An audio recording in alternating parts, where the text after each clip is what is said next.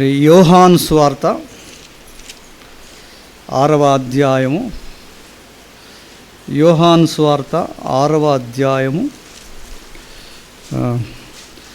మొదటి 14 వచనాలు మనము కొద్దిగా ధ్యానించి ఇందులో ఉన్న విషయాలను నేర్చుకుందాం.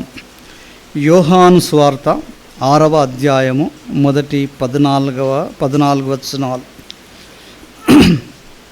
మరి నేనే చదివి కొంచెం వివరించడానికి ప్రయత్నం చేస్తాను. మీరందరూ వాక్యము చూస్తూ శ్రద్ధగా వినవలసిందిగా మనవి చేస్తూ ఉన్నాను. 6వ అధ్యాయం మొదటి వచనంలో, అటు తరువాత యేసు తిబేరియా సముద్రము అనగా గలిలియా సముద్రము దాటి అద్దరికి వెళ్ళెను. రోగుల ఎడల ఆయన చేసిన సూచక క్రియలను చూచి బహుజనులు ఆయనను వెంబడించిరి. మరి మనము చూస్తున్నాం, పాత నిబంధనలో మనము యెహోవా అనే పేరు, దేవుని పేరు యెహోవా అని మనందరికీ తెలిసిన విషయమే. మరి కొత్త నిబంధనలో ఉన్న యేసు, పాత నిబంధనలో ఉన్న యెహోవా ఇద్దరు ఒకటేనా లేకుంటే వేరువేరునా అనే ప్రశ్న చాలా తలెత్తుతూ ఉంటుంది అప్పుడప్పుడు. మరి అనేకమైన దుర్బోధలు కూడా వచ్చినాయి. ఆయన వేరు, ఈయన వేరు, యేసు వేరు, యెహోవా వేరు అనే దుర్బోధలు కూడా ఉంటూ ఉన్నాయి. యేసు దేవుని సేవకుడు, దేవుని కుమారుడుగా పిలువబడ్డాడు అని కూడా మరి వాక్యాన్ని వక్రీకరించు తిప్పి మరి జనాలకు నేర్పిస్తున్న కాలంలో మనము ఉంటూ ఉన్నాం. కాబట్టి మనము చాలా జాగ్రత్తగా ఉండాలి, వాక్యాన్ని పరిశీలన చేస్తూ ఉండాలి. మీరేమంటారు? యెహోవా యేసు ఇద్దరు ఒకటేనా లేకుంటే ఇద్దరు వేరు వేరునా? చెప్పండి. ఒక్క స్వరం వినబడింది ఒకటే అని. ఇంకా మిగతా వాళ్ళు ఏమండి మాకు తెలియదు, మీరు ఏదంటే అది, లేకుంటే మీరు చెప్పేది మీరు చెప్పండి, మేము అనుకునేది మేము అనుకుంటాము అని అనుకుంటున్నారా? ఎంతమంది అట్లా అనుకుంటున్నారు? చెప్పండి, ఏదో ఒకటి చెప్పండి, అవునా కాదా అని. కాదా? యేసు వేరు, యెహోవా వేరా? ఒకటేనా? మరి చెప్పడానికి ఇంత సంశయం ఎందుకు, డౌట్ ఎందుకు మీకు? ఎందుకు స్వరం వినబడదు? యూత్ అయితే ఏమో సార్ ఏదో ఒకటి చెప్పుకో, నీవు చెప్పుకో, మాకెందుకు అన్నట్టుగా చాలామంది ఉంటున్నారు ఇక్కడ. ఇద్దరు ఒకటే, యెహోవా అన్న యేసు అన్న ఒకటే. పాత నిబంధనలో ఆయన యెహోవా దేవుడుగా ప్రకటింపబడ్డాడు, కొత్త నిబంధనలో యేసుగా ప్రకటింపబడ్డాడు, అంతే. సూర్యుడు ఉన్నాడు, ఏమండి? సూర్యుడు ఉన్నాడు. సూర్యుడిలో 3 స్వభావాలు ఉన్నాయో లేకుంటే 3 వ్యక్తిత్వాలు ఉన్నాయి. ఏమున్నాయి? సూర్యుడిలో ఏం స్వభావం ఉంది? మండే స్వభావం ఉంది. సూర్యుడు బగబగా మండుతున్నాడు. మన దేవుడు కూడా దహించు అగ్ని అయి ఉన్నాడు, ఏమండి? ఒప్పుకుంటారా? ఆయన దహింపబడుతున్నందుకు ఆ సూర్యుడిలో నుంచి ఈ భూమికి ఏమొచ్చింది? వెలుగు వచ్చింది. ఏమొచ్చింది? వెలుగు వచ్చింది. వెలుగుతో పాటు మనము ఎండలో తిరుగుతుంటే ఏమనిపిస్తాయి మనకు? అబ్బా ఎంత వేడి ఉన్నది, ఎంత వేడి ఉన్నది, వేడి ఉన్నది, వేడి ఉన్నది అంటుంటాం మనం. వెలుగుతో పాటు ఏమొచ్చింది? వేడి కూడా వచ్చింది. అంటే సూర్యుడిలో నుంచి వెలుగు వచ్చింది, ఆ వెలుగు నుంచి ఏమొచ్చింది? వేడిమి వచ్చింది. మన దేవుడు కూడా అంతే. ఆయన దహించు అగ్ని అయినాడు. ఆయన నుంచి యేసుక్రీస్తు ఈ లోకానికి వెలుగుగా వచ్చాడు. ఆ వెలుగుతో పాటు వేడిమి కూడా ఈ లోకములో ఉన్నది అన్నట్టు. ఇప్పుడు ఒక ప్రశ్న మనం వేసుకుందాం. అరే, వెలుగు లేదు కానీ సూర్యుడు ఉన్నాడు. ఈజ్ ఇట్ పాసిబులా? సూర్యుడు వెలిగినప్పుడు, సూర్యుడు దహించబడుతున్నప్పుడు కంపల్సరీ వెలుగు రావాలి. దీపం ఉన్న చోట ఏముంటుంది? వెలుగు తప్పకుండా ఉంటుంది. ఆ వెలుగుతో పాటు ఏముంటుంది? వేడిమి కూడా ఉంటుంది. వెలుగు వేడిమి లేకుండా సూర్యుడు లేనట్టే. లేకుంటే సూర్యుడు లేకపోతే వెలుగు వేడిమి కూడా లేనట్టే. బాగా నేర్చుకోవాలి విశ్వాసులు ఈ భాగాన్ని ఈ రోజుల్లో. ఆ రకంగా సూర్యుడిలో నుంచి ఏ రకంగా వెలుగు వేడిమి ఉందో మన దేవుడిలో కూడా యేసుక్రీస్తు పరిశుద్ధాత్మ దేవుడు ఉన్నారు. కానీ వీళ్ళు ముగ్గురు వేరేనా? వెలుగును వేడిమిని వేరు వేరు చేసి చూడగలమా? చూడలేము. వెలుగు వేరు అంటే సూర్యుడు లేనట్టే అర్థం. అట్లనే మనం వేరు చేయలేం వీళ్ళని. ముగ్గురు ఒకటే. వేడిమి ఉంటేనే వెలుగు, వేడిమి ఉంది అన్నాడు సూర్యుడు ఉంటేనే కదా. ఆ రకంగానే దేవుడు ఉన్నాడు కాబట్టి, ఆయననే యేసుక్రీస్తు అయి ఉన్నాడు కాబట్టి మనం ఈ విషయాల్ని అర్థం చేసుకోవాలి. యేసు ప్రభు ఉన్న కాలంలో మరి శాస్త్రులు పరిసయ్యులకి చెప్పాడు. ఏం చెప్పాడు ఆయన? అయ్యా, మీరు నేను చెప్పే మాటలు నమ్మకపోతే, మీరు ధర్మశాస్త్రాన్ని బాగా చదివారు, మీకు బాగా తెలుసు, నేను చెప్పే మాటల యందు మీకు విశ్వాసము లేకపోతే నేను చేసే క్రియలను చూసి నన్ను గుర్తుపట్టండి అన్నాడు. ఏమండి, ఏం చేసి గుర్తుపట్టాలంట? యేసు ప్రభు చేసే క్రియలను బట్టి ఆయన యెహోవా దేవుడుగా, నిజదేవుడుగా, ఈ సృష్టికర్తగా గుర్తుపట్టండి అన్నాడు. అది కూడా వారికి చేత కాకపోయింది. ఈ రోజులు కూడా విశ్వాస సమూహము ఆ రకంగానే ఉంది. చాలామంది ఆయనను గుర్తుపట్టలేక లేని పరిస్థితిలో ఉంటూ ఉన్నారు. ఒకటి 6వ అధ్యాయంలో మనం ఏం చూస్తున్నామంటే, అటు తరువాత యేసు తిబేరియా సముద్రము అనగా గలిలియా సముద్రము దాటి అద్దరికి వెళ్ళెను. రోగుల ఎడల ఆయన చేసిన సూచక క్రియలను చూచి బహుజనులు ఆయనను వెంబడించిరి. లూకా సువార్త 9వ అధ్యాయము 11వ వచనం ఒకసారి చదువుదామా.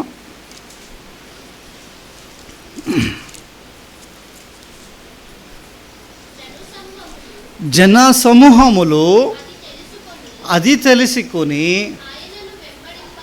ఆయనను వెంబడింపగా ఆయన వారిని చేర్చుకొని దేవుని రాజ్యమును గురించి వారితో మాట్లాడుచు స్వస్థత కావలసిన వారికి స్వస్థత ఏందని స్వస్థపరిచెను. ఏమండి, ఏం చేశారంటే యేసు ప్రభు ఎవరికి అంటే, ఈ మాటను బట్టి మరి ఈ రోజుల్లో సువార్త స్వస్థత కూడికలు అని పేరు పెట్టారేమో నాకు తెలియదు. కానీ ఇక్కడ మనం చూస్తున్నాం యేసు ప్రభు ఏం చేస్తున్నాడు? దేవుని రాజ్యమును గురించి సువార్త ప్రకటించు ఆయన యొద్దకు వచ్చిన వారి అందరిలో ఆయన ఎవరైతే అనారోగ్యంగా ఉన్నారో, ఎవరైతే రోగాలను బట్టి బాధపడుతున్నారో వారిని గుర్తుపట్టి ఏం చేశాడు? ఆయన వారిని స్వస్థత పరిచెను. పాత నిబంధనలో మరి దేవుడు ఏమని ప్రకటించుకున్నాడు? నేను స్వస్థపరిచే దేవుడను, యెహోవా రాఫాగా ప్రకటించుకున్నాడు. మరి ఆ కాలంలో ఇంత ట్రీట్మెంట్ అనేది అడ్వాన్స్ స్టేజ్లో ఉండేది కాదన్నట్టు. మన కాలంలో ఉన్నంత వరకు మనకు ఏదైనా గుండె జబ్బులు వస్తే ఇమీడియట్గా హాస్పిటల్కి పోతాము, స్టెంట్ వేయించుకుంటాము, లేకపోతే ఓపెన్ హార్ట్ సర్జరీ చేయించుకుంటాం, కిడ్నీలు పాడైతే బాగు చేసుకుంటాము. ఏ రోగాలు వచ్చినా వైద్యం అందుబాటులో ఉంది. మరి ఆ కాలంలో ఏ వైద్యం ఉంది? ఏదైనా రోగాలు వస్తే ఏం చేసుకోవాలి? వాళ్ళు ఏం చేయాలి? పెద్ద రోగాలు వస్తే ఏం చేయాలి? వాళ్ళు ఇల్లు చక్కపరుచుకోవాలన్నట్టు, రోజులు లెక్క పెట్టుకోవాలి. ఇక వాళ్ళ పెద్ద రోగం ఏదైనా వస్తే ఏమనుకోవాలి వాళ్ళు? ఇక నా టైము వచ్చింది, త్వరగా నేను చచ్చిపోతానని చెప్పి వాళ్ళు ఏం చేసుకోవాలి? ఇల్లు సర్దుకోవాలి, వాళ్ళ పనులు బాధ్యతలు అప్పజెప్పుకోవాలి, ఏమైనా ఆస్తులు ఉంటే పని చేయాలి. అటువంటి భయంకరమైన పరిస్థితుల్లో దేవుడు ఏం చేసేవాడు? తన ప్రజలను స్వస్థత పరిచేవాడు. దేవుడే వైద్యుడు, ఆయన వారిని స్వస్థపరచుచుండేవాడు. ఇప్పుడు ఆ పాత నిబంధనలో ఉన్న ఆ యెహోవా స్వస్థపరిచే దేవుడు ఎక్కడున్నాడు? కొత్త నిబంధనలు ఏం చేస్తున్నాడు? ఆయన స్వస్థపరచుచున్నాడు. ఆయన యొద్దకు వచ్చే వారిని ఆయన స్వస్థత పరచుచున్నాడు. చూడండి ఎంత తేటగా మనకు అర్థమవుతుంది. ఆయన ఈయన ఏమైనా డిఫరెన్స్ కనబడుతుందా? పాత నిబంధనలు ఉన్న ఆయనలో, కొత్త నిబంధనలు ఉన్న ఈయనలో అయినా ఇద్దరూ స్వస్థపరిచే దేవుడు. ఆ క్రియను బట్టి మనం ఏం చేయాలి? ఆ దేవుడే ఈయనే అని మనము చాలా సులువుగా గుర్తుపట్టవచ్చు. ఆ తర్వాత యేసు కొండ ఎక్కి అక్కడ తన శిష్యులతో కూడా కూర్చుండెను. అప్పుడు పస్కా అను యూదుల పండుగ సమీపించెను కాబట్టి యేసు కనులెత్తి బహు జనులు తన ఎద్దుటకు వచ్చుట చూచి, వీరు భుజించుటకు ఎక్కడ నుండి రొట్టెలు కొని తెప్పింతుమని ఫిలిప్పును అడిగెను. కానీ ఏమి చేయనై ఉండెనో తానే ఎరిగి ఉండి అతనిని పరీక్షించుటకు అలాగడిగెను. మరి ఈ ఒక భాగము 4 సువార్తలలో రాయబడింది. ఏందా 4 సువార్తలో ఈ విషయం రాయబడింది. మత్తయిలో, మార్కులో, లూకాలో, యోహాను సువార్తలో. ఒకటే విషయము దేవుడు ఎందుకు 4 చోట్ల రాయించాడంటే, కొంచెం ఇక్కడ ఉండే ఇన్ఫర్మేషను ఇక్కడ లేనిది ఇంకొక సువార్తలో మనకు దొరుకుతుంటుంది, ఇంకొక సువార్తలో లేనిది ఇంకొక చోట దొరుకుతుంది.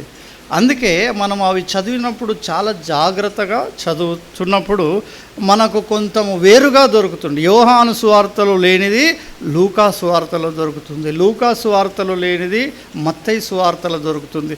వాటిని మనం చాలా ధ్యానపూర్వకంగా చదవాలన్నట్టు. అక్కడికి ఇక్కడికి లూకాకు యోహానుకు ఉన్న డిఫరెన్స్ ఏంటి అని మనం జాగ్రత్తగా పరిశీలినప్పుడు మనకు బోధపడుతూ ఉంటుంది. కాబట్టి ఇక్కడ మనం యేసు ప్రభువారు ఏం చేస్తున్నాడు? ఈయన జనసమూహము విస్తారంగా వచ్చింది. మరి ఎన్ని రోజుల నుంచి ఆ సువార్త సేవ జరుగుతుందో మనకు తెలియదు. కానీ పెందలకడ అయింది, సాయంత్రం కాలం అయిపోయింది. వారు ఎక్కడికి ఆ కాలంలో మనలాంటి ఫెసిలిటీస్ లేవు కదా, గ్యాసు, కరెంటు స్టవ్లు, ఇంటిలో సమృద్ధిగా రేషను వెంటనే వెళ్ళి వండుకునే పరిస్థితులు లేవేమో. మరి ఆల్రెడీ వారు పాపం ఎన్ని రోజుల నుంచి ఉపవాసం ఉన్నారో తెలియదు. మరి వేరే సువార్తలలో వీళ్ళు జనులు వచ్చి ఏం చెప్తున్నారు, అయ్యా వీరిని పంపించి వేద్దాం, వీళ్ళు ఎక్కడో పోయి వాళ్ళ బాధ వాళ్ళు పడతారు, ఎక్కడనో కొనుక్కొని తినుకుంటారు, మనం వీళ్ళని పంపించి వేద్దాం అన్నట్టుగా కొందరు మాట్లాడుతూ ఉన్నారు. అయితే యేసు ప్రభు వారికి ఏముంది, ఆ వచ్చిన వారి మీద చింత ఉన్నదన్నట్టు. అరే ఈ ప్రజలు, ఆయన దయగలిగిన వాడు. ఈ విషయాలను బట్టి మనం ఆయన క్యారెక్టర్స్, గుణలక్షణాలను, మన దేవుడిలో ఉండే మంచితనమును, ఆయన మన గురించి ఎంత చింతించుచున్నాడో, ఎంత చింత ఆయనకు ఉందో మనము చూడవచ్చు. శిష్యులకేమో ఆ చింత లేదన్నట్టు. మనకెందుకు బాధ సార్, 200 దేనారములు ఖర్చు పెట్టినా 5,000 మంది పురుషులు ఉన్నారు. ఇక్కడ రాయబడలేదు, కానీ మత్తయి సువార్తలో ఏం రాయబడిందంటే, పురుషులు, స్త్రీలు, చిన్నపిల్లలు కాకుండా 5,000 మంది పురుషులు ఉన్నారు. అంటే అక్కడ ఎవరున్నారు? స్త్రీలు కూడా ఉన్నారు, చిన్నపిల్లలు కూడా ఉన్నారు. పురుషులు 5,000 మంది ఉన్నారంటే కనీసం 2,000 మంది స్త్రీలు వేసుకున్నా, 1,000 మంది చిన్నపిల్లలు వేసుకున్నా కనీసం 8,000 మంది ఉన్నారు. 8,000 మందికి భోజనం ఎక్కడి నుంచి పెడతామండి? ఒక 100 మందినో 50 మందికో మనం వండి పెట్టాలంటే తల కిందల పానము అరిచేతులకు వచ్చేస్తుంది. చాలాసార్లు భయపడుతుంటాం. మా ఆవిడైతే భయపడుతుంటుంది. మా ఇంట్లో ఏమైనా చిన్న మీటింగ్ ఏదైనా పెట్టుకోవాలన్నా, వద్దు ఎవరు చేస్తారు, ఎవరు అడుగుతారు అంటుంటుంది. మా కుటుంబంగా గ్యాదర్ అవ్వాలంటే కూడా ఈ రకమైన పరిస్థితులు. మరి అంతమంది 8,000 మందికి ఫుడ్ పెట్టాలంటే ఏం మామూలు విషయం అది. శిష్యులు ఏమనుకుంటున్నారు, మా ఆవిడలాగా చేతులు దులుపుకుందాం అనుకో, పంపించేద్దాం సార్, వాళ్ళ బాధ ఏదో పడతారు, ఏదో ఎక్కడో కొనుక్కో తింటారులే, పంపించేద్దాం, మనం ఎందుకు బాధ అంటే యేసు ప్రభు వద్దు. నో. వారు మన దగ్గరికి వచ్చారయా, అది వాళ్లకు పెట్టే బాధ్యత మనది. మనకు చింత లేదా? మనం వాళ్ళకు చింత ఉంది, మనకు వాళ్ళను పోషించే బాధ మనది. అందుకే దావీదు గారు చక్కని కీర్తన పాడినాడు. ఆయన ఏమని పాడతాడంటే, యెహోవా నా కాపరి, నాకు లేమి కలగదు, పచ్చిక గల చోట్ల ఆయన నన్ను పరుండజేయుచున్నాడు, శాంతికరమైన జలముల యొద్దకు నన్ను నడిపించుచున్నాడు. ఏం చేస్తున్నాడు ఆయన? ఆయన మన సంరక్షకుడు, దేవుడు, మా పోషకుడు. ఆయన సమృద్ధిగా మేత ఉండే జాగాల, సమృద్ధిగా ఆహారం ఉండే చోట నన్ను ఉంచుతూ ఉన్నాడు. శాంతిగా పారే జలముల యొద్ద నన్ను పెడుతూ ఉన్నాడు. నాకేది కొదవలేదు, నా దేవుడు నా సంరక్షకుడు, నా పోషకుడు అని ఆయన ఆత్మీయకంగా నిండిపోయి ఆయన పాట పాడుకుంటున్నాడు దావీదు అండి. ఈ క్యారెక్టర్స్ ఆయనలో ఉన్నాయి కాబట్టి దావీదు గుర్తుపట్టి చక్కని కీర్తన పాడుకున్నాడు అన్నమాట. ఇప్పుడు ఏం జరుగుతుందో ముందుకు వెళదాం. అయితే అదే విషయము పేతురు రాస్తున్నాడు అన్నట్టు. అందుకే పేతురు, మొదటి పేతురు 5:7 ఏం రాశాడంటే, ఆయన మిమ్మును గురించి చింతించుచున్నాడు గనక మీ చింత యావత్తు ఆయన మీద వెయ్యుడి. ఎవరంట మన దేవుడు? ఆయన స్వస్థపరిచే దేవుడు. మరొక పక్క ఆయన మన గురించి చింతించే దేవుడు అయి ఉన్నాడని గుర్తుపెట్టుకోండి. మన జీవితంలో కష్టాలు వస్తాయి, నష్టాలు వస్తాయి, అనారోగ్యాలు వస్తాయి, ఆర్థిక పరిస్థితులు వస్తాయి, దిక్కుతోచని పరిస్థితులు కూడా వస్తాయి, ఏమి చేయలేని పరిస్థితులు వస్తాయి, ఎవరు సహాయము లేని అంధకారంలో చీకటిలో ఇరుక్కున్నట్టుంటుంది. కానీ ఒకసారి ఆకాశమందు చేతులెత్తి ఒక కీర్తనకారుడు చక్కగా పడతాడు, అయ్యా నీవు తప్ప, ఆకాశమందు నీవు తప్ప నాకెవరున్నారు, నా చేతులు నీ వైపు చాపుతున్నాను, నాకు సహాయము చేయమని. ఏమండి, అటువంటి భయంకరమైన పరిస్థితుల్లో ఎవరున్నారు మనకు? ఆకాశమందు మన దేవుడు ఉన్నాడు. 2 చేతులు ఆయన వైపు చేయి, మాకు తగిన సహాయము చేయమంటే ఆయన సిద్ధముగా ఉన్నాడు. ఎందుకంటే ఆయన మన గురించి ఏం చేస్తున్నాడు? అబ్బా, అందరు ఇక్కడ లేరు. ఎక్కడున్నారు అందరూ? ఎక్కడ, ఏ మార్కెట్లో తిరుగుతున్నారు? ఆయన మన గురించి చింతించుచున్నాడు. ఆయన చింతించే దేవుడై ఉన్నాడు. ఆ తర్వాత యేసు ఏమి చేయనై ఉండెనో తానే ఎరిగి ఉండి అతనిని పరీక్షించుటకు అలాగడిగెను. అందుకు ఫిలిప్పు, వారిలో ప్రతివాడును కొంచెము పుచ్చుకొనుటకైనను 200 దేనారముల రొట్టెలు చాలవని ఆయనతో చెప్పెను. ఆయన శిష్యులలో ఒకడు, ఆయన సీమోను పేతురు సహోదరుడైన ఆంద్రయ, సహోదరుడైన ఆంద్రయ వచ్చి ఏం చెప్తున్నాడు? ఇక్కడ ఉన్న ఒక చిన్నమాని యొద్ద 5 యవల రొట్టెలు 2 చిన్న చేపలు ఉన్నవి, కానీ ఇవి ఇంతమందికి ఇవి ఏమాత్రమని ఆయనతో అనగా, ఏమంటున్నాడు ఆంద్రయ సార్, మిస్టర్ ఆంద్రయ గారు వచ్చి ఏమంటున్నాడు? ఏమండి, సంఘ పెద్ద అన్నట్టు ఈయన, పేతురు కంటే కూడా పెద్ద, యేసు ప్రభు తర్వాత ఈయన అనుకోండి. పాస్టర్ తర్వాత ఏం పాస్టర్? ఈయన అసిస్టెంట్ పాస్టర్ అనుకోండి. ఆంధ్రయ వచ్చి ఏమంటున్నాడు? ఒక చిన్నవాని దగ్గర ఎంతున్నాయంట? 5 యవల రొట్టెలు 2 చిన్న చేపలు ఉన్నాయి.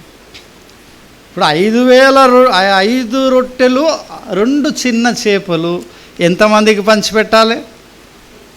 బహుశా ఆ కాలంలో ఒక్కనికే సరిపోవు అవి, ఒక్కనికి సరిపోవు. ఎంతమందికి పెట్టాలి? 5,000 మంది పురుషులు, కనీసం 2,000 మంది స్త్రీలు, కనీసం 1,000 మంది చిన్నపిల్లలు, కనీసం 8,000 మందికి పంచి పెట్టారు. ఇప్పుడు 8,000 మంది జనాభాలో ఒకని దగ్గరే ఉన్నాయా ఇవి?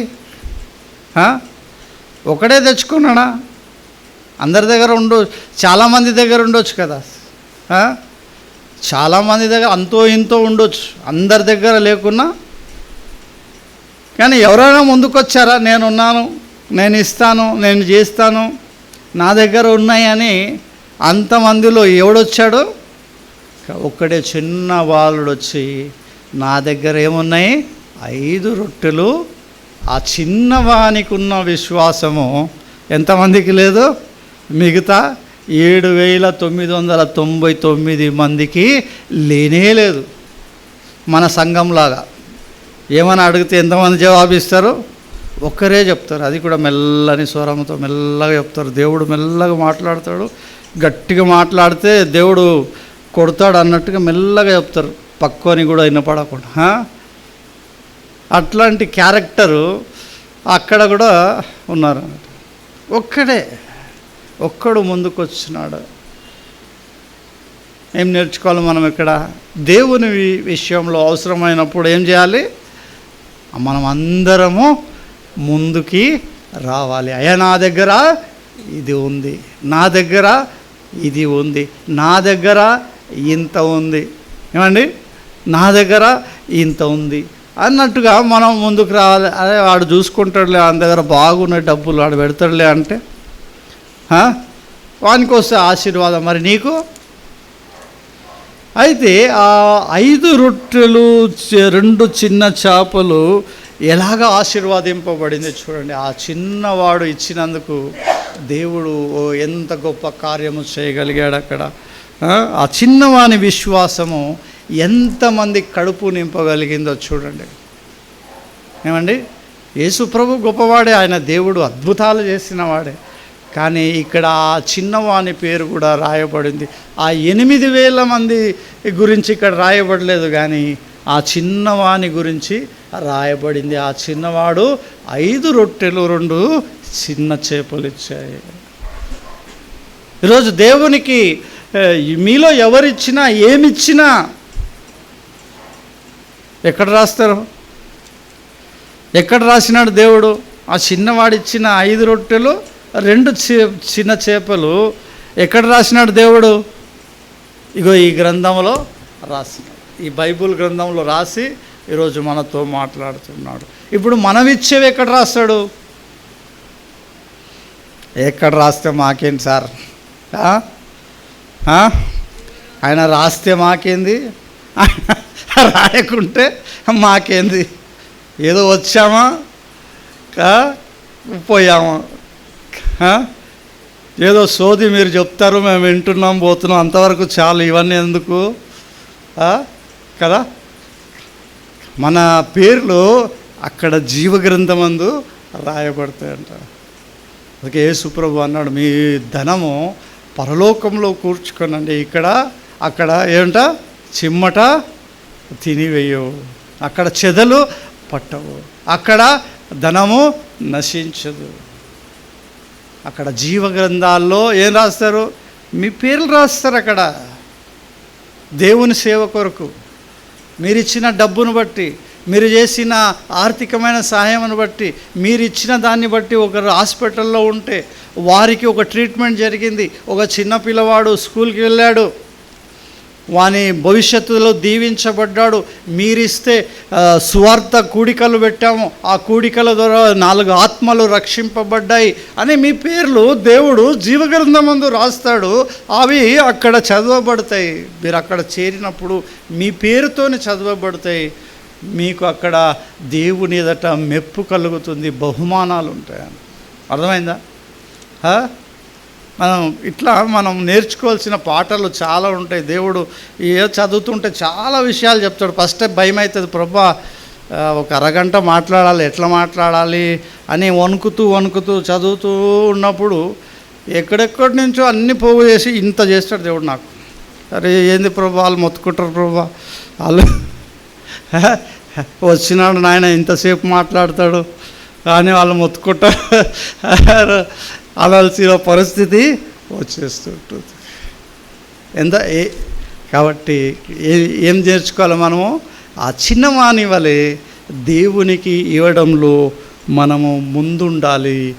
అది మనల్ని ఆశీర్వాదిస్తుంటుంది. అనేకులకు మనము ఇతరులకు మనము ఆశీర్వాదకరంగా ఉండాలన్నట్టు ఆ చిన్నవాని వలె. అప్పుడు యేసు జనులను కూర్చుండబెట్టుడని చెప్పెను. ఆ చోట చాలా పచ్చిక ఉండను గనుక లెక్కకు ఇంచుమించు 5,000 మంది పురుషులు కూర్చుండిరి. యేసు ఆ రొట్టెలు పట్టుకొని కృతజ్ఞతాస్తుతులు చెల్లించి కూర్చున్న వారికి వడ్డించెను. అలాగున చేపలు కూడా వారికి ఇష్టమైనంత మట్టుకు వడ్డించెను. ఎంత పెట్టినాడంటే యేసు ప్రభు వాళ్ళకు, ఏమండి మనం వడ్డిస్తూ ఉంటాం, పక్కకు పోయి చెప్తారు, అందరికీ సరిపోదు, చూసి చూసి ఒక్కొక్క ముక్క కొంచెం గ్రేవీ వేయి అంటాం. ఎంత వేయాలంట? ఒక ముక్క వేయాలా, కొంచెం గ్రేవీ వేయాలి, అందరికీ వచ్చేటట్టుగా చూసుకోవాలి. కానీ ఇక్కడ కేవలము 5 ఏవల రొట్టెలు, 2 చిన్న చేపలు. ఎట్లా పెడుతున్నాడు యేసు ప్రభు? వారికి ఇష్టమైనంతగా భర్పూర్ ఎంత చేపలు కావాలన్నా, ఎన్ని రొట్టెలు కావాలంటే కడుపు నిండా తినాలి. మనం పెట్టే తిండి ఎట్లా? ఒక ముక్క ఇంత గ్రేవీ. యేసు ప్రభు పెడితే ఎట్లా పెడతాడు? మన కడుపు నిండా పెడతాడట. అది నేర్చుకుందాం. వారికి ఇష్టమైనంత మట్టుకు వడ్డించెను. వారు తృప్తిగా తినిన తర్వాత ఏమీ నష్టపడకుండా మిగిలిన ముక్కలు పోగు చేయడని తన శిష్యులతో చెప్పాను. కాబట్టి వారు భుజించిన తర్వాత వారి యొద్ద మిగిలిన 5 యవల రొట్టెల ముక్కలు పోగు చేసి 12 గంపలు నింపిరి. ఎంతమంది తిన్నారు? కనీసము 8,000 మంది తిన్నారు. ఎంత ఎంత ఎంత ఉండే? 5 యవల రొట్టెలు, 2 చిన్న చేపలు. ఆ చిన్నవాడు ఇచ్చినందుకు ఎంతమంది తిన్నారు? సరే 5,000 చెప్పండి. 5,000 పురుషులు తింటారని చేద్దాం. స్త్రీలు లెక్కలేదు, స్త్రీలు లెక్కలో రారనుకున్నాం. 5,000 మంది పురుషులు తినగలిగినారు. దేవుడు ఆశీర్వాదించాడు. కాబట్టి మనం ఇచ్చేది కొంచెమైనా ఎంత?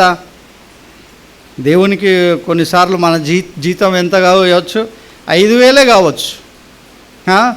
5,000 మనం అనుకుండొచ్చు.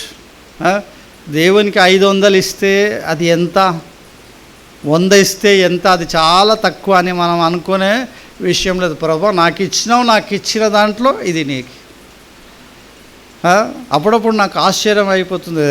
ట్రైన్లలో, బస్సులలో అక్కడక్కడ తిరుగుతుంటే పల్లి బఠానీ అని అమ్ముతూ ఉంటాడు. అరే వీడు ఎంత సంపాదిస్తుండొచ్చు రోజుకి? పల్లి బఠానీ ఎంత సంపాదిస్తుండొచ్చు ఆడు?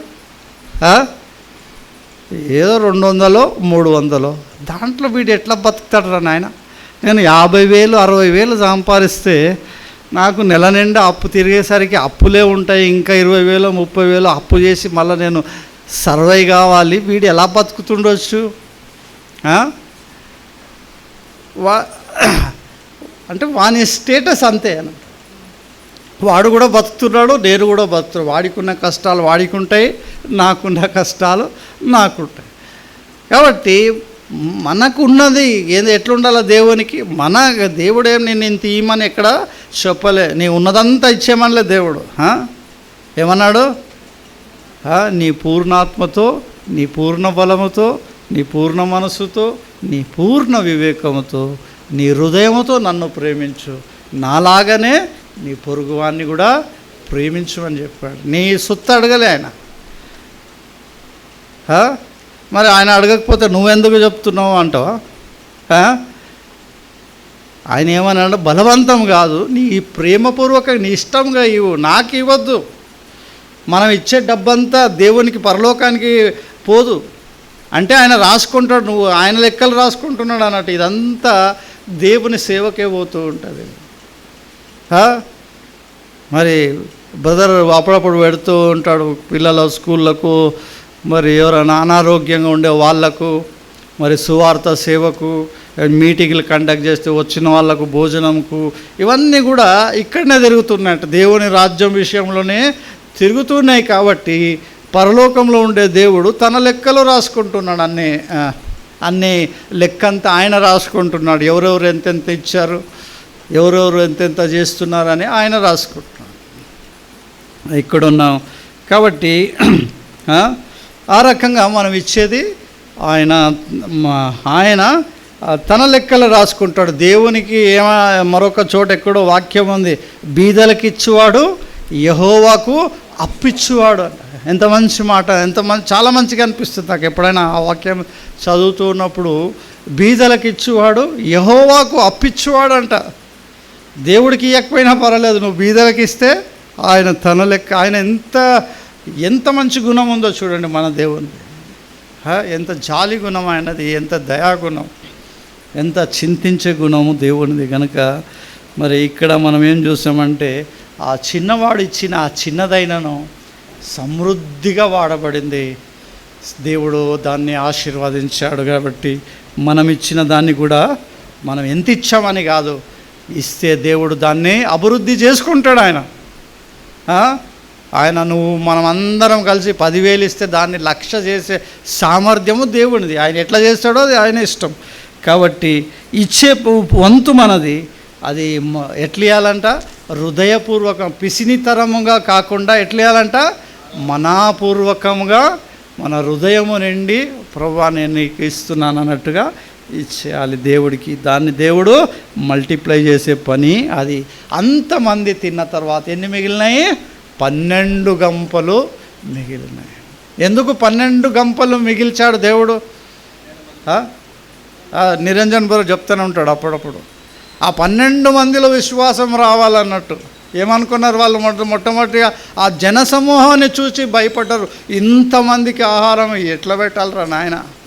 అంతమందికి పెట్టే స్తోమత కూడా మాకు లేదు, పైసలు లేవు, అంతమందికి వండి పెట్టే శక్తి కూడా మాకు లేదు, అంతమంది రేషన్ కూడా అడవిలో లేదు, ఇది అసాధ్యమైన పని అని వాళ్ళు అనుకున్నారు. కాబట్టి దేవుడు ఏం చేసినాడు? మీకు అసాధ్యమే కానీ యెహోవాకు అసాధ్యమైనది ఏదైనా ఉందా అని అక్కడ అడిగినాడు. ఎవరితో మాట్లాడినాడు దేవుడు? యెహోవాకు అసాధ్యమైనది ఏదైనా ఉందా అని ఎవరితో అన్నాడు దేవుడు? మోజెస్తో కాదు, షారా అబ్రాహాం భార్య. ఎవరు? షారా ఏం చేసింది? నెక్స్ట్ ఇయర్ నీకు కుమారుడు పుడతాడంటే అప్పటికే ఆమె వయసు 90 సంవత్సరాలు. 90 సంవత్సరాల ముసలిదానికి ఎవరైనా పిల్లలు కలుగుతారా అని ఆమె నవ్వుకుంటే అప్పుడు అంటున్నాడు మీకు అసాధ్యం కానీ యెహోవాకు అసాధ్యమైనది ఏదైనా ఉందా? ఆ దేవుడు ఈ దేవుడు ఒకడేనా? యేసయ్యకు అసాధ్యమైనది ఏదైనా ఉందా? ఆయనకి ఏది అసాధ్యమైనది లేదు. అక్కడ 12 గంపలు ఎవరితో ఎత్తించాడో ఆ విశ్వాసము లేని శిష్యులతో ఎత్తించి ఏం చేశాడంట? ఆయన వారిలో విశ్వాసము నింపారంట. ఎవరో ఒక భక్తుడు, అప్పుడప్పుడు మనకు తెలిసిన విషయమే, జార్జ్ ముల్లరు, మొన్న నాకు పేర్లు సరి గుర్తుండవు, ఎవరో అనుకోండి, జార్జ్ ముల్లరు అనే ఒక పెద్ద భక్తుడు. ఆయన ఏం నడిపిస్తున్నాడు? ఒక హాస్టల్ నడిపిస్తున్నాడు, చిన్నపిల్లల హాస్టల్ నడిపిస్తూ ఉన్నాడు. చిన్నపిల్లలకు అంటే ఏమంటారు, అనాథశాల, వారికి భోజనం పెట్టి పోషించే బాధ్యత అది. ఒక రోజున ఆయన దగ్గర ఏమి లేదంట, పిల్లలకు ఎంతో 5,000 మందో ఎంతోమంది పిల్లలు ఉన్నారు ఆయన అనాథాశ్రయం. అంతమందికి భోజనం పెట్టాలి, ఆయన దగ్గర చిల్లి గవ్వలేదంట. ఆయన రూమ్లో వెళ్ళి మోకరించి ఒకటే ప్రార్థన చేస్తున్నాడు, ప్రభువా ఈరోజు నా పిల్లలకు పెట్టడానికి నా దగ్గర ఏమీ లేదు, కానీ నీకు సాధ్యమే, నీవు సమర్థుడు, నీకు స్తోత్రము, నీవు నా పిల్లలకు భోజనం పెడతావు, నీకు స్తోత్రములని దేవుణ్ణి స్తుతించి బయటికి వచ్చి పిల్లలను అందరినీ కూర్చోపెట్టండి భోజనం కంటే. ఈ శిష్యుల్లాగే ఆ వార్డెన్స్ అంతా ఏమున్నదని పెట్టాలి, వీళ్ళకు ఎక్కడి నుంచి తెచ్చి పెట్టాలి, ఈయన ఇట్లా చెప్తున్నాడని ఆశ్చర్యపోతున్నారంట.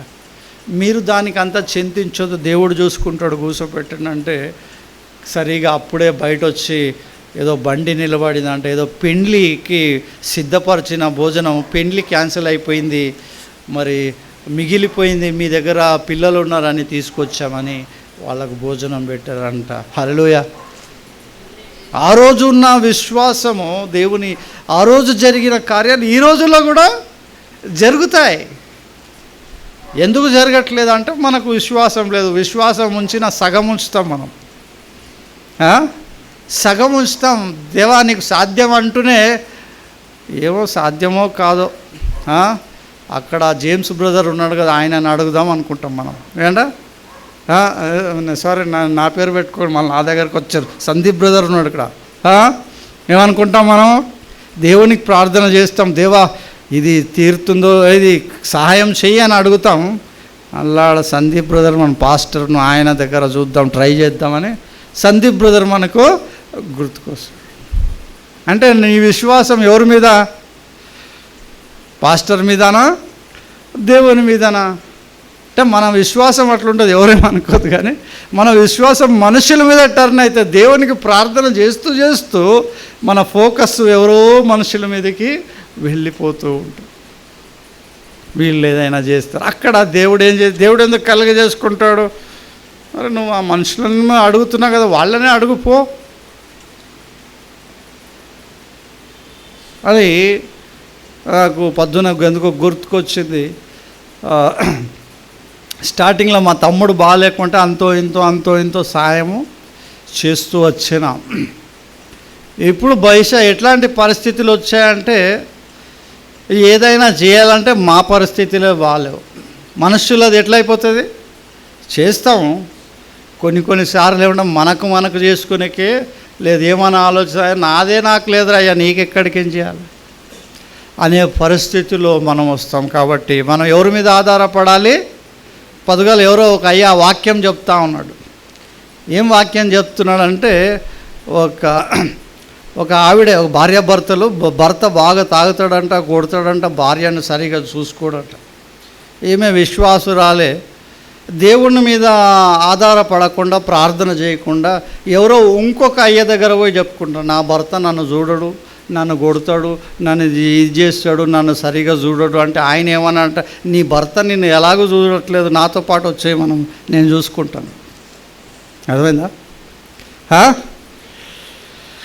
ఏమంట ఆయన ఏమంటున్నాడు, నువ్వు దేవుని మీద ఆధారపడక వాని మీద ఎందుకు ఆధారపడుతున్నావు? కాబట్టి మనం సంపూర్ణంగా దేవుని పైన ఆధారపడదాం. కాబట్టి వాళ్ళ విశ్వాసం చూడండి, 12 గంపలు వాళ్ళు ఎత్తినారు. ఆ తర్వాత ఆ మనుషులు యేసు చేసిన సూచక క్రియలను చూచి నిజముగా ఈ లోకమునకు రాబోవు ప్రవక్త ఈయనే అని చెప్పుకొనిరి. నిజముగా ఈ లోకానికి రాబో ప్రవక్త యేసు ప్రభువే అని వారు గుర్తుపట్టినట్టుగా మనము చూస్తూ ఉన్నాం.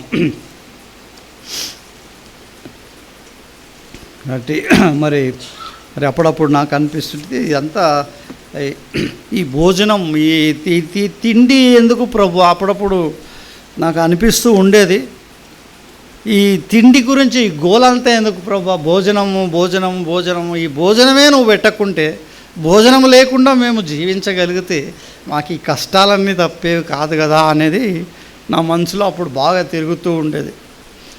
అప్పుడు బైబిల్ బాగా చదివాను, ఇప్పుడు అంత టైం లేదనుకోండి. అప్పుడు బాగా చదువుతూ ఉంటే దేవుడు ఒక వాక్యంతో మాట్లాడినాడు. ద్వితీయోపదేశకాండం 8వ అధ్యాయము, ద్వితీయోపదేశకాండం 8వ అధ్యాయము 3-4 వచనాలు చదవండి.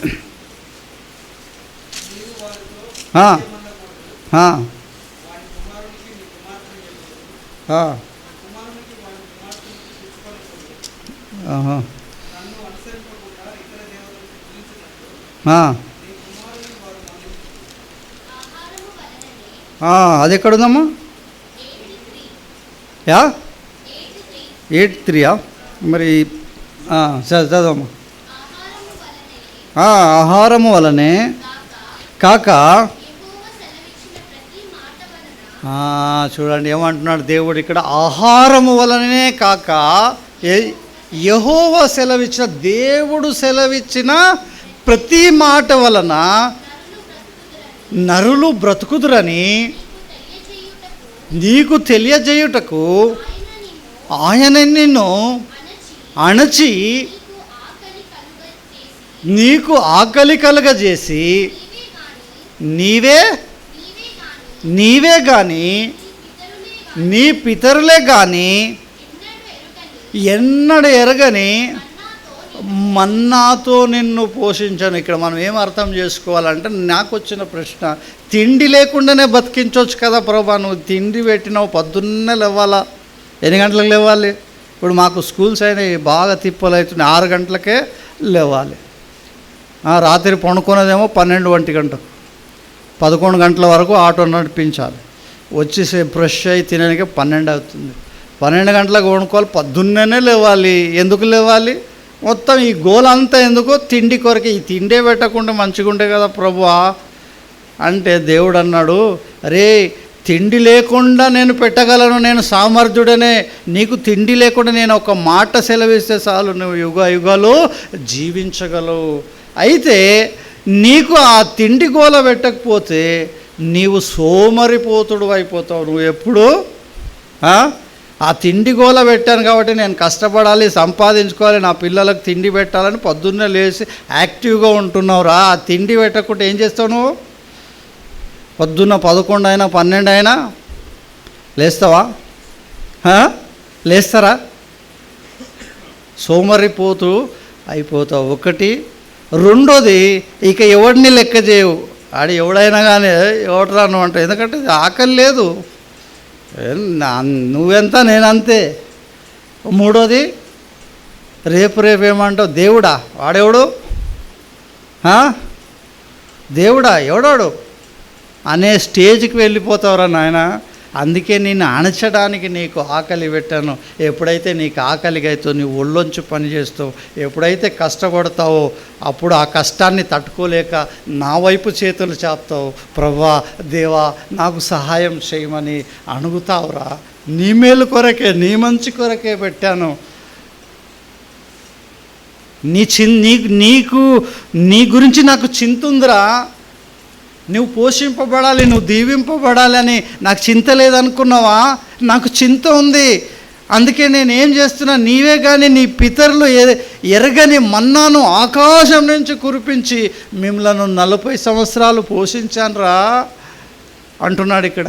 అర్థమైందా? మన్నా లేకుండా కూడా పోషించవచ్చు కదా దేవుడు. కనీసం ఆ మన్నాను ఏరుకోవడానికైనా నీవు కష్టపడాలి అని, నా పైన ఆధారపడాలని నేను మన్నాతో నిన్ను పోషించానంటూ ఉన్నాడు. 78వ కీర్తన 23 నుంచి చూద్దాం.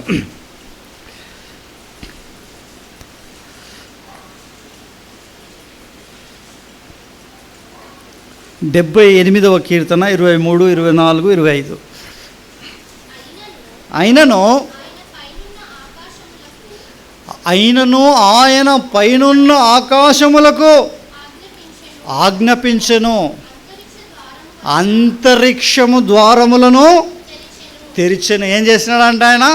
ఆకాశమునకు ఆజ్ఞాపించాడంట, అంతరిక్ష ద్వారములను తెరిచేసినాడంట. తెరిచి ఆహారమునకై ఆయన వారి మీద మన్నాను కురిపించెను. హల్లెలూయా. ఎక్కడి నుంచి కురిసింది మన్నా? ఆకాశం అంటే పరలోకం నుంచి కురిసిందండి. ఆకాశము అంతరిక్ష ద్వారములు తెరిచేసినాడంట దేవుడు. ఆకాశము, మహాకాశము, 3వ ఆకాశము, సర్వ సృష్టికి అంతటికి పైన పరలోకంని స్థిరపరచుకొని సింహాసనాన్ని పెట్టాడే, అక్కడ అంతరిక్షాన్ని తెరిచి అక్కడ ఎవరు తినే ఆహారము? దేవదూతలు తినే ఆహారం. అంటే అది మామూలు ఆహారము కాదు. చదవమ్మా, కింద ఉంటుంది. ఆకాశ ధాన్యం. ఏం ధాన్యం అది? భూమిలో పండే పంట కాదు అది.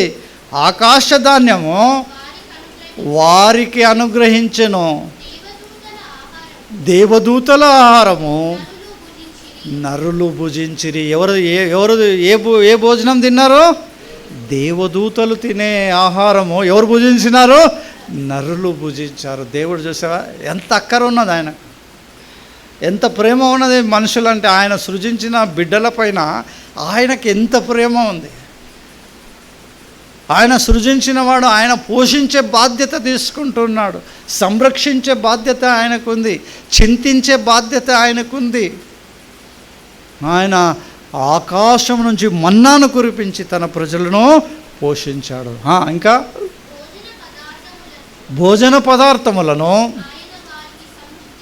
ఆయన వారికి సమృద్ధిగా పంపాడంట. ఏమండి, ఒక ముక్క ఇంత షేర్వా కాదు. ఎట్లా పంపించినాడు? ఆయన గుణలక్షణాలే ఇక్కడ ఈయనకున్న. ఎవరికున్నాయి? యేసు ప్రభువుకి. ఎంత పెట్టినాడు? ఈయన ఎంత పెట్టినాడు? యేసుప్రభు ఎంత పెట్టినాడు అని చదివినాము? వారి తిన్నంత మటుకు వారికి పెట్టినాడు.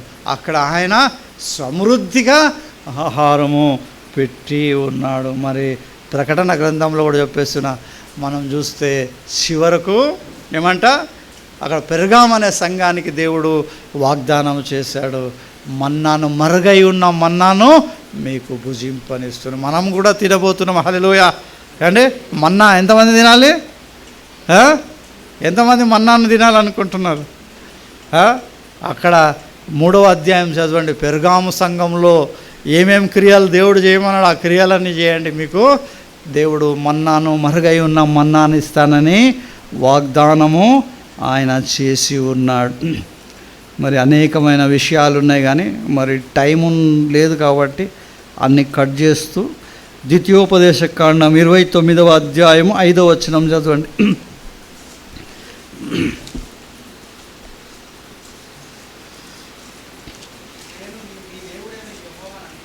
నేను మీ దేవుడైన యెహోవాను అని మీరు తెలుసుకున్నట్లు 40 సంవత్సరములు. ఎన్ని సంవత్సరములు అంట? నేను మీ దేవుడైన యెహోవాను, సర్వశక్తిమంతుడను, మీ పోషకుడను, మీ సంరక్షకుడను అని తెలుసుకున్నట్లు ఏమంటున్నాడు దేవుడు? 40 సంవత్సరములు. ఎన్ని సంవత్సరములు? 40 సంవత్సరములు ఇశ్రాయేలీలు పొలము దున్నలేదు, పంట వేయలేదు, వాటికి నీళ్లు పెట్టలేదు, నారు కట్టలేదు, పంట కొయ్యలేదు, ఏం చేయలేదు వాళ్ళు. 40 సంవత్సరములు ఆకాశము నుంచి మన్నా కురిసింది, పోయినారు, ఏరుకున్నారు, తెచ్చుకున్నారు, తిన్నారు. 40 సంవత్సరం. ఎంత ఆశ్చర్యం అండి! ఏ దేవుడిని సేవిస్తున్నాం మనం? మనం సేవించే దేవుడు సజీవమైన దేవుడు, నిజమైన దేవుడు. కట్టుకథలతో రాసిన పుస్తకం కాదు ఇది. చరిత్ర పుస్తకాల్లో వెతికితే మీకు ఇది స్టోరీ అంతా దొరుకుతూ ఉంటుంది. ప్రతి మాట ఆ బైబిల్లో ఉన్నది సత్యమని మనకు అర్థమవుతూ ఉంటుంది. బ్రదర్ చదవండి ముందుకి. 40 సంవత్సరంలో అరణ్యములో నడిపించి తిని, మీ బట్టలు మీ ఒంటి మీద ఎంత అద్భుతమో చూడండి. మీ పాత గెలిపోలేదు, వేసుకున్న బట్టలు 40 సంవత్సరాలు వేసుకున్నారు. మీ చెప్పులు మీ కాళ్ళను పాత గెలిపోలేదు. అంటే మీ చెప్పులు పాత గెలిపోలేదు, చినిగిపోలేదు, అవి కాలేదు. మీరు ఎట్లా వేసుకున్నారో స్టార్టింగ్లో కొత్తది కొనుక్కొచ్చి వేసుకున్నారు. 45 సంవత్సరాల తర్వాత కూడా అట్లనే ఉన్నాయి. మీరు రొట్టె తినలేదు. ఏం తిన్నారు? మన్నాను తిన్నారు అన్నట్టు. కాబట్టి చదవండి. ద్రాక్షరసమే కానీ చాలు మనకి. ఇక్కడ 40 సంవత్సరములు దేవుడు వారికి ఆహారం పెట్టాడు. వారి బట్టలు పాతగిల్లిపోలేదు, వారు వేసుకున్న చెప్పులు చినిగిపోలేదు. ఎంత గొప్ప కార్యాలు ఇశ్రాయేలీల పట్ల దేవుడు చేసి ఉన్నాడు మనం చూసాం. కీర్తనల గ్రంథం 104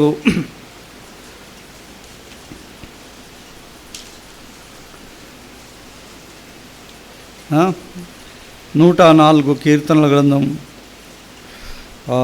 24 నుంచి, యెహోవా నీ కార్యములు ఎంత చక్కని కీర్తన చూడండి. భక్తుడు ఏమంటాడు? యెహోవా నీ కార్యములు ఎన్నెన్ని విధములుగా ఉన్నాయి ప్రభువా. ఎంత ఆశ్చర్యం అవి! నీ ప్రజలకు నువ్వు ఆకాశ ద్వారములు, అంతరిక్ష ద్వారములు విప్పి మన్నాను కురిపించి వారిని పోషించు. నీ ప్రజల బట్టలు పాతగిలిపోలేదు ప్రభువా. 40 సంవత్సరాలు వేసుకున్న 40 సంవత్సరాలు వారి చెప్పులు అరిగిపోలేదు ప్రభువా. వారికి చెమట పట్టలేదంట, వారికి చెమట పట్టలేదు. 40 సంవత్సరాలు వారు అరిచిపోలేదు. ఎంత గొప్పగా దేవుడు వారిని పోషించాడు. నీ కార్యములు ఎన్నెన్ని విధములుగా ఉన్నాయి ప్రభువా. నీవు జ్ఞానము చేత వాటిని నిర్మించితివి, నీవు కలగజేసిన వాటిలో భూమి నిండి ఉన్నది. ఎవరు చేసినారు? అంతరిక్షములు, ఆకాశములు, నక్షత్రములు. ఆదియందు దేవుడు భూమి ఆకాశములను సృజించెను, వాటి సర్వ సమూహమును సృజించెను. ఆకాశంలో నక్షత్రములు ఎవరించారు? భూమికి వెలుగు ఇచ్చడానికి దేవుడు నక్షత్రములు కలుగునుగాక అంటే అవి కలిగినాయి, సూర్యచంద్రులు కలుగునుగాక అంటే అవి కలిగినాయి, భూమిలో చెట్లు మొలుచునుగాక అంటే అవి మొలిచాయి, సముద్రంలో జీవరాశులు కలుగునుగాక అంటే అవి కలిగినాయి. ఎవరు చేశారు ఇన్నిన్ని ఆశ్చర్య కార్యములు? ఒక్కొక్క దానిని మనము ధ్యానిస్తే, చదివితే, వాటి బ్యాక్గ్రౌండ్ మనం తెలుసుకుంటే మన మైండ్ పనిచేయదు అన్నట్టు. దేవుడు ఎంత గొప్పగా ఈ సృష్టిని సృజించాడు, ఎన్నెన్ని విధములుగా సృజించాడని. ఎన్ని జీవరాశులు ఉన్నాయో సముద్రంలో. అప్పుడప్పుడు అనిమల్ ప్లానెట్ అవి ఇవి చూస్తే ఆ సముద్రంలో పోతూ ఉంటారు. ఆ చేపలు ఎన్ని రకాలు, ఎన్ని రంగులు, ఎన్ని వెరైటీలు! దేవుడు ఎంత గొప్పవాడు! ఎన్ని రకాల జీవరాశులు, ఎన్ని రకాలు, ఎంత అద్భుతము! దేవా, ఎన్ని నక్షత్రాలు ఉన్నాయి! భూమి కంటే కొన్ని కోట్లంటే పెద్ద సైజు నక్షత్రాలు తిరుగుతున్నాయన్నట్టు భూమి చుట్టూ. ఒక్కటి దారి తప్పి భూమి మీద పడితే ఏమవుతుంది? మనం అంతా అడ్రస్ లేకుండా పోతాం. వాటిని అన్నిటినీ ఎవరు చేస్తున్నారంట? ఆకాశ నక్షత్రములను నీవు సృజించి వాటి అన్నిటినీ ఏం చేస్తున్నావు అంటున్నాడు? సర్వసమూహమును నీవు నియంత్రిస్తున్నావు. దేవుడు నియంత్రించకపోతే ఏమైపోతాం? మనము నశించిపోతాం. వాటిని కంట్రోల్ ఎవరు చేస్తున్నారు? ఈ భూమి మీద ట్రాఫిక్నే మనం కంట్రోల్ చేయలేకపోతున్నాము. ఆడ ఒక సిగ్నల్ వ్యవస్థను ఏదైనా చౌరస్తా మీద తీసేస్తే మన వెహికల్స్ బండి నడిపేటాలు ఒకరికొకరు కొట్టుకొని పెద్ద గొడవ అయిపోతుంది, పెద్ద పెద్ద జంక్షన్లో. ఎందుకంటే మనుషులకు ఇంత జ్ఞానం ఉండు ఎట్లా పడితే అట్లా పోతూ ఉంటారు. మరి దేవుడు సృజించిన ఆ నక్షత్ర సమూహము ఇంత పక్కగా తిరుగుతూ ఉన్నాయి. కొన్ని కోట్లు తిరుగుతున్నాయి. ఒక్కటి కూడా దారి తప్పడం లేదన్నట్టు. వాటి వెనక ఏ హస్తం ఉంది? ఎవరు నియంత్రణ చేస్తున్నారు? మన దేవుడు ఎంత గొప్పవాడు! వాటిని సృజించడమే కాకుండా వాటిని అన్నిటినీ ఒక క్రమములో, ఒక నియంత్రణలో వచ్చి ఉన్నాడు. అందుకే అంటున్నాడు కీర్తనకారుడు, అయ్యా, నీ కార్యములో ఎన్నెన్ని విధములుగా ఉన్నాయి ప్రభువా, వాటిని ధ్యానిస్తే మాకు ఎంత ఆశ్చర్యమో. అవన్నీ కీర్తన గ్రంథాల్లో ఉన్నాయి, వేరే గ్రంథాల్లో. కనుక నీవు కలగజేసిన భూమి నిండి ఉన్నది, అదిగో విశాలమైన మహాసముద్రము, అందులో లెక్కలేనన్ని జలచరములు, దానిలో చిన్నవి పెద్దవి జీవరాశులున్నాయి, అందులో ఓడలు నడుచుచున్నవి, దానిలో ఆటలాడుటకు నీవు నిర్మించిన మకరములున్నాయి, తగిన కాలం నీవు వాటికి ఆహారం ఇచ్చేదవని ఇవన్నీ నీ దయ కొరకు కనిపెట్టుచున్నవి. ఏమండి, మనుషులమైన మనం ఎంత ప్రాకులాడతామో తిండి కొరకు, ఎంత కష్టపడతామో. కానీ ఈ జీవరాశుల గురించి ఆలోచించారా? వాటికి ఎవరు పోషిస్తున్నారు? వాటిని ఎవరు వాటిని సంరక్షిస్తూ ఉన్నారు? అంటే దేవుడు వాటికి తగిన కాలములో ఆహారాన్ని ఇచ్చుచున్నాడు అంట. తగిన కాలములో నీవు వాటికి ఆహారం ఇచ్చుచున్నావు. నీవు పిల్ల కాకుల మొరను వినుచున్నావు. ఎన్నోసార్లు చెప్తుంటా, నాకు చాలా మంచిగా అనిపిస్తుంది ఆ మాట. యోబు గ్రంథంలో ఉంటుంది, కాకుల మొరను నీవు వింటున్నావు అంటాడు యోబు.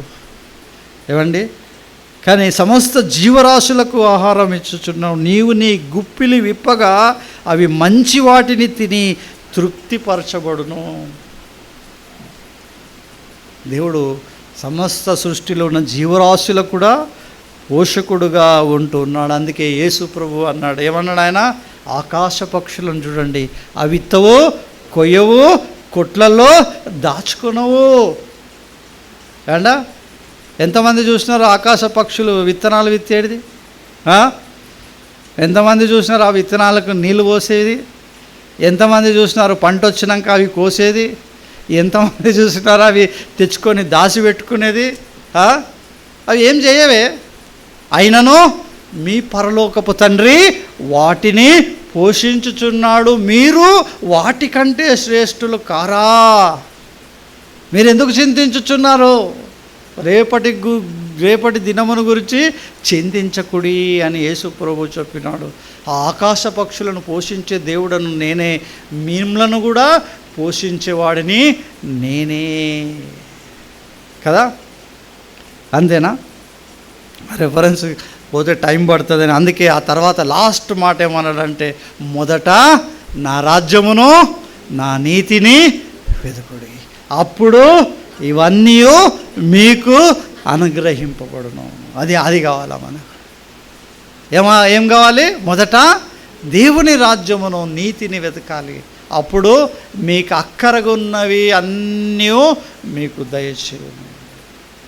మరొక చోట రాయబడింది అన్నమాట, మీకు అక్కరగున్నవేవో ఆయనకు తెలియను, మీరు మొరపెట్టక మునపే ఆయనకు తెలియను అని రాయబడి ఉంటుంది. ఆ మాట కూడా చాలా మంచిగా అనిపిస్తుంటుంది.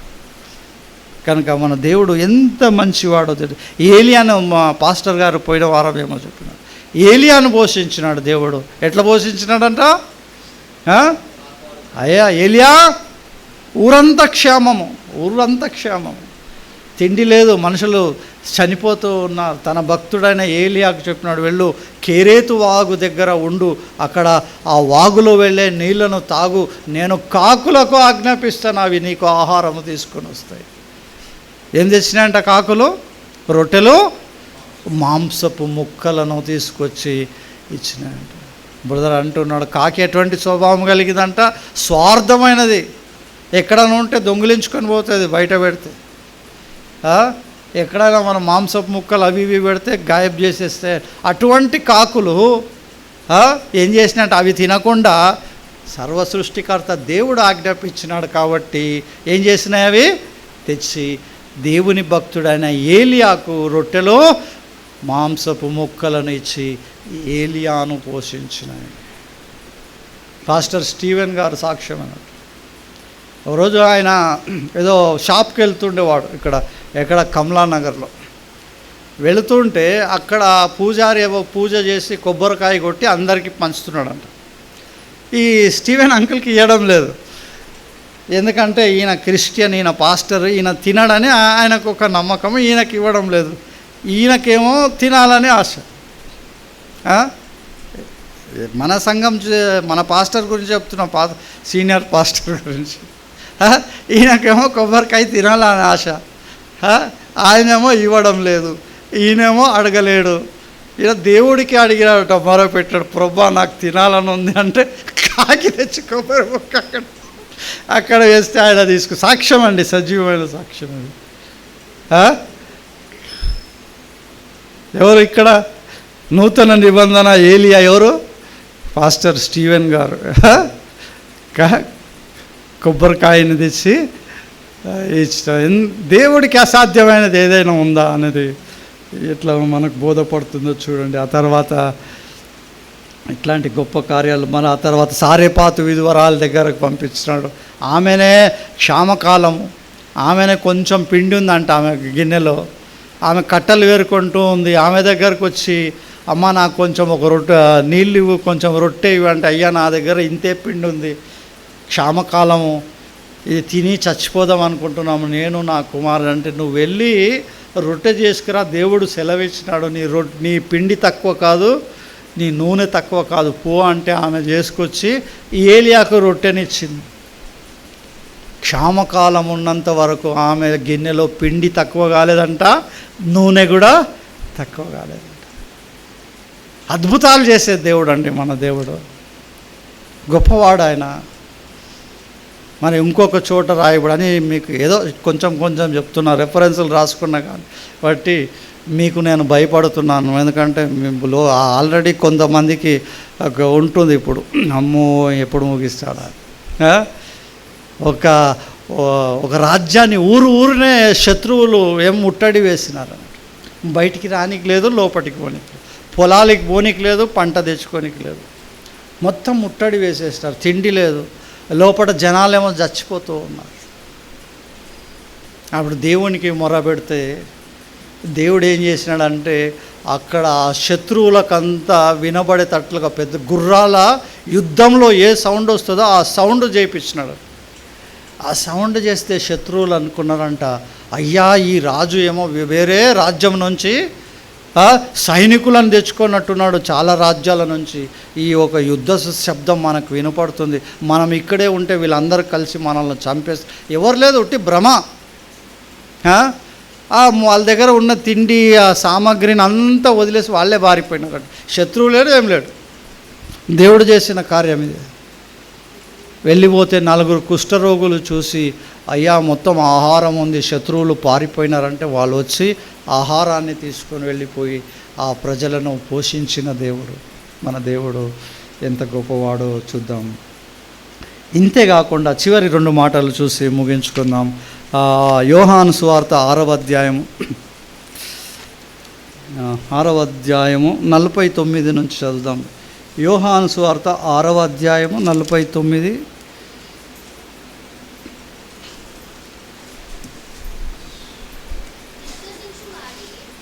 49 నుంచి చదువు.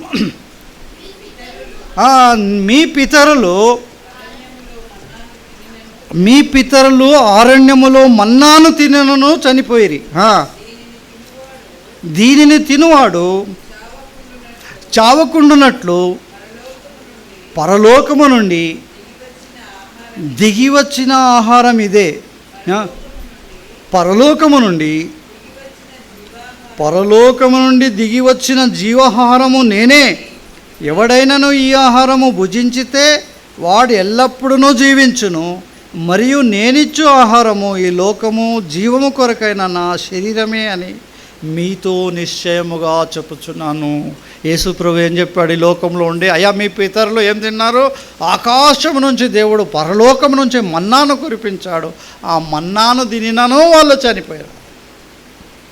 మనం ఆహారం ఎందుకు తింటున్నాం? మనమంతా 3 పూటలు తిండి ఎందుకు తింటున్నాం? తినకపోతే ఏమవుతుంది? తినకపోతే చనిపోతాము. ఆహారం వలన మనకు జీవం వస్తుంది, కానీ ఆ జీవము టెంపరవరీ, కొంతకాలమే. ఎంత తినినాను? అయ్యా నీ అధిక ఏందది, నీ ఆయుష్కాలము 70 సంవత్సరములు, అధిక బలమున్న 80 సంవత్సరములు. అయినను నీ జీవిత కాలంలో ఆయాసము దుఃఖమే. ఏదో బ్రతకడానికి తింటున్నామే కానీ ఆ తిండి వలన మనకు శాశ్వత జీవము రాదు. అదే యేసు ప్రభు అంటున్నాడు, అయ్యా పరలోకంలో దేవుడిచ్చిన మన్నాను తిన్నా చనిపోయినారు, కానీ నేను మీకేమిస్తున్నాను? జీవాహారం ఇస్తాను. ఆహారము తింటే మనిషి చనిపోడు. ఆ ఆహారం ఎవరంట? యేసు ప్రభువే అనంట. ఏమండి? యేసు ప్రభువే ఆ జీవాహారము. అందుకే యేసు ప్రభు అన్నాడు, ఇది నా శరీరము, దీనిని తినువాడు ఏమంట నిత్యము జీవించును అని ఆయన చెప్తున్నాడు. జీవాహారము నేనే, ఈ లోకానికి ఇచ్చే జీవాహారము నేనే అని చెప్పి ఆయన ఏం చేసినాడు? రొట్టెను విరిచి తన పిల్లలకు ఇచ్చినాడు.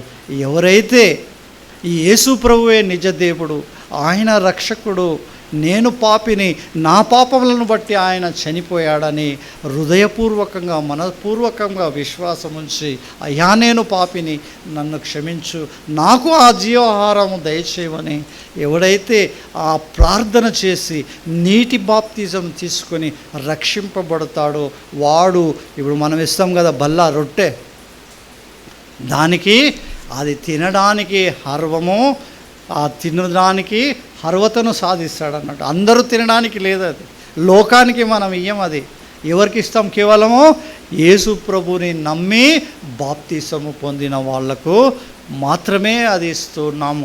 ఆహారము ఏ ఆహారం అంట? అది మనకు జీవాహారం అంట. ఈ శరీరానికి కాదు అది, ఈ శరీరానికి కాదు అది.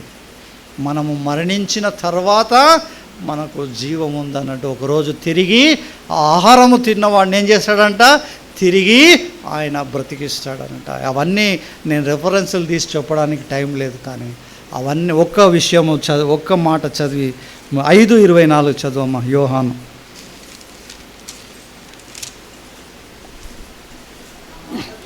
నా మాట విని నన్ను పంపిన వాని యందు విశ్వాసముంచువాడు నిత్య జీవము గలవాడు, వాడు తీర్పులోనికి రాక మరణములో నుండి జీవములోనికి దాటి ఉన్నాడని మీతో నిశ్చయముగా చెప్పుచున్నాను. ఏమంట? నా మాట విని నన్ను విశ్వాసం ఉంచినవాడు నిత్య జీవము గలవాడు. వాడు తీర్పులోనికి రాక మరణములో నుంచి దాటి ఉన్నాడంట. మరణం అంటే ఈ భౌతికమైన మరణం కాదు.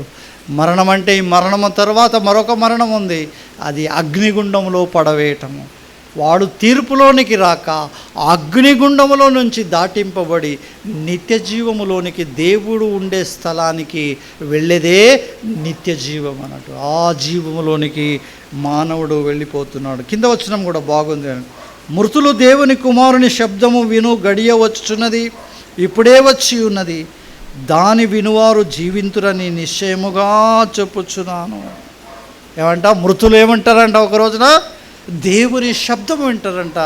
ఏ రకంగా? లాజరు సమాధి దగ్గర 4 రోజులు అయిపోయింది, లాజరు చనిపోయి సమాధిలో ఉన్నాడు. యేసు ప్రభు వచ్చాడు, అందరూ ఆశ్చర్యపోతూ ఉన్నారు.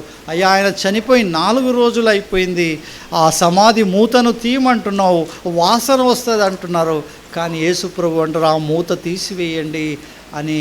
లాజరు బయటికి రా అంటే ఆ ఒక చచ్చిన పీనుగులో యేసు ప్రభు వారి స్వరము ప్రవేశించి ఆ చచ్చిన లాజరు లేచి నడుచుకుంటూ బయటికి వచ్చినలాగన ఒకరోజు మనం అందరము చనిపోయినా కానీ, సమాధిలో మన్నైపోయినా కానీ ఆ యేసు ప్రభు స్వరము వినబడుతూ ఉంటుంది.